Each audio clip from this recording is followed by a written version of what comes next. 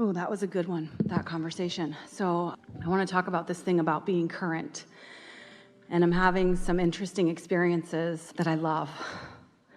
Like before I went on the Canary cruise, your Abraham Hicks cruise this fall, I knew before I left on the cruise that the home I was living in, the way it was presented, wasn't going to be a match to the me I was going to come home as.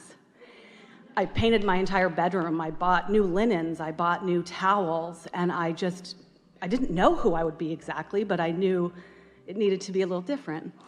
And it was awesome to come home and be that new person, matched to that.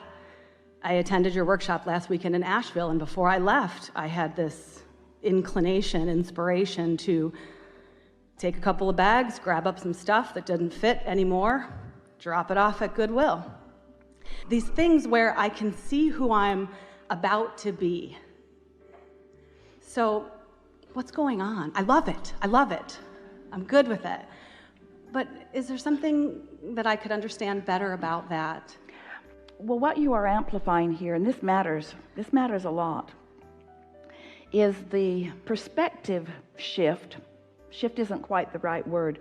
The perspective relationship between what is and what you're observing, and what vibrationally is and what you're observing.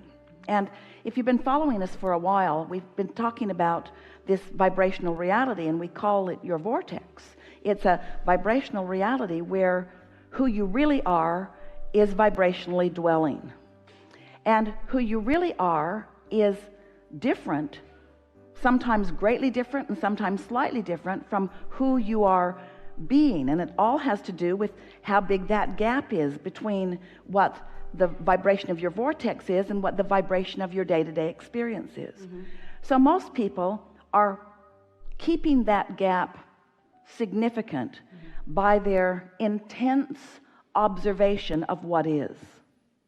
It is literally like calling what is past tense and what's in the vortex present tense.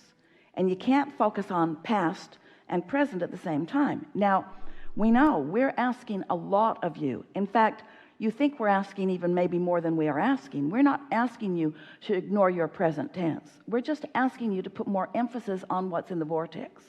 Give the vortex more airtime. Well, the vortex is less satisfying for most humans because you can't see it, hear it, smell it, taste it, touch it. You can feel it. The vortex is an emotional experience. The now reality is a see it, hear it, smell it. So just for clarification, let's call what is conditional and what's in the vortex unconditional. So let's say that there's a condition that you want to change. Could be a bodily condition, could be a relationship condition, could be a financial condition, could be a world condition. There's a condition that you would like to be different than it is. And when you look at it as it is, your very attention to it as it is gets in the way of the evolution you seek. Because conditional doesn't work. Because condition holds you in the past and doesn't let you move into the future. You following this a bit? We know we're stretching your brain to get this, but stay with us because you're on the verge of understanding this. So let's say that what you want is more money, and the condition right now is full of evidence to the contrary. Your bank account tells you by the minute how much is in it, and your wallet does too, and you're moving around in life with all kinds of things that you are seeing and wanting and not being able to afford. Your credit card statements are coming in. In other words, there's a lot of factual information that is confirming to you what is, and we want to say what has been, but what is, what has been. So you can't do anything right now to change that.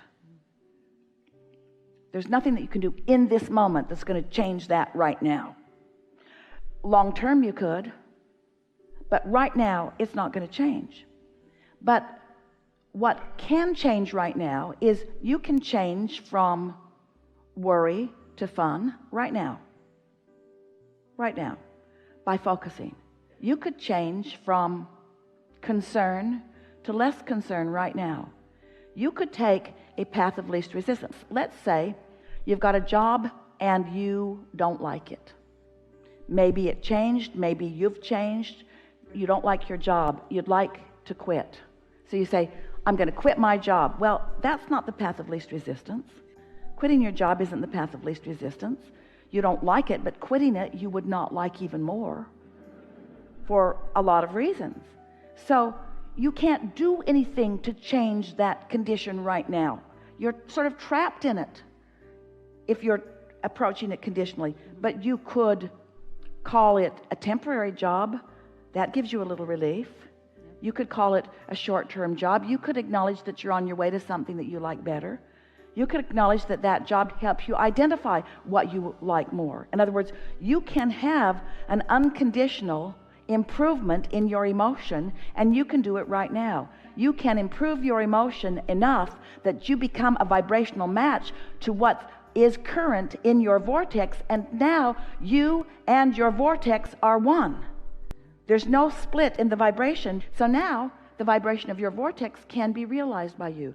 An idea will occur to you. Now you're in the receptive mode, where when you're looking at the money that you don't have, you're not in the receptive mode. You see what we're getting at? It's powerful. When you become unconditional, when you don't spend so much time trying to explain what is by comparing what your is to what somebody else's is, by explaining to somebody else how you got to your what is, by defending your what is, even though your what is doesn't please you right now. And we just want you to let go of that conditional reality just for a little while and accept that everything you want to change is because you believe you will feel better when you do, and that you do have the ability to feel better now, whether any of it changes right now or not. And when you get that, you've got everything. And that's what's going on with you. In other words, you're starting to translate that, which means you're getting ideas about releasing some of that. Most of you spend so much time accumulating whatever it is. Maybe it's relationships, maybe it's money, maybe it's stuff. Go to the store and buy one more thing and bring it home in order to fill a void that can only be filled with this vibrational acuity. In other words, that's what you're reaching for all along. And so what happens is, the more you allow yourself vibrational alignment, then the more you enjoy this alignment evolving, not devolving, evolving into more manifestations that please you. And so, of course, isn't it logical that as you evolve vibrationally, that the things that surround you would change too? Right. Yeah. So as I receive these inspirations, these thoughts, it's feeling good for me to just go for it. I've done things that might not seem to make sense in that moment, but they turn out absolutely perfectly. But here's the thing. We want to clarify the statement that you just made, and we want you to understand how it can help you and how it cannot help you. Okay. It's making sense to you because you're receiving the inspiration of it. Mm-hmm. But when you play it back through the lens of other people, then it doesn't make sense to you. Right. Well, don't do that. Yes. Okay. Because that's what holds you in patterns that aren't serving you. Right. It might not make sense to the old you who really, really spent a long time looking for that and finding it and bringing it home and really liking it. Yes. But it's not a vibrational match to the current you. Thank you. And you got to be current or you're not whole. You got to be current or you're not in sync with the whole of who you are. You got to be current or you're not the extension of source energy that you mean to be. You got to be current. You got to be vibrationally current. And when you are vibrationally current, all kinds of things that felt meaningful to you because they were filling a void or shoring something up become unnecessary, and they easily fall by the wayside. And you get lighter and freer and lighter and freer. And we're not talking you out of possessions. That's not what we mean at all. But we are talking you out of possessions that you are using to justify or validate your goodness or your worthiness or your wholeness, because they will reflect how you feel, you see. A few months ago, I had an experience that I'm curious about if I was vibrationally current in that moment to have received what I received. I had a very interesting physical reaction where I felt like I was going to faint. It didn't feel bad. It just felt, it was a very physical response. It was on Christmas Day. It was at Christmas dinner. It was a 15-minute time period approximately. And at that time period, my boyfriend transitioned in another state. So what I'm wanting to know. So what happened was, in his immediate attention upon you, from a place of powerful, pure positive energy, you were summoned by his attention to a vibration that you had not been accommodating. Christmas dinner, for heaven's sakes. He picks great timing for everything. All those people and all those things going on. In other words, Esther would describe that in the early days of receiving Abraham, when she was in the early days sitting in a chair holding on for dear life, because she knew that when she allowed Abraham, or she allowed herself, she reached for the vibration that was Abraham, she knew it was going to be a sort of swooning experience for her, as her energy moved upward suddenly. And that's what happened. Your energy moved upward suddenly by the attention on you from someone that you were tied to, who was right now in a very high vibrational place. Yes. Okay. So it is that knowing. It's that knowing and realizing that that is what's happening. I mean, I knew I was different instantly, but I just didn't know what exactly was different. We are so happy that you have said that, because it helps us to say something that we already said, but in a better way, which is all of those dearly not really departed, who are aware of you and focused with you, are in a very high vibrational place. And for you to interact with them, you must be too. So this also ties in with what we said earlier about, if your desire is really, really strong, it doesn't matter what your belief is. And your desire and your relationship and your connection with all of that was what was dominant. And so whoosh, up you went with it. Up into the higher vibration you went. And it was so sudden that it sort of made you feel disorientation. We don't want you to feel disoriented in your connection to source energy. We want you to practice yourself into normalcy about it. We want the offness to feel when you depart from it, not when you join it. So a few days later, when I gave the eulogy, was that him talking or was that me? Because the things I said were not the things It was the vibrational intention that he was offering, and you being in the receptive mode, which was a rather remarkable thing. It was. It was a remarkable thing, given everything else that you were feeling around that. But that desire is dominant. This is what we want to say to you. Your well-being is so dominant. You don't have to be pure in it. You just have to get somewhere in the vicinity of it, you see. You just have to let the fulcrum tip in favor of your alignment with who you are. Really good. Thank you so much. Really good time for a segment of reflection.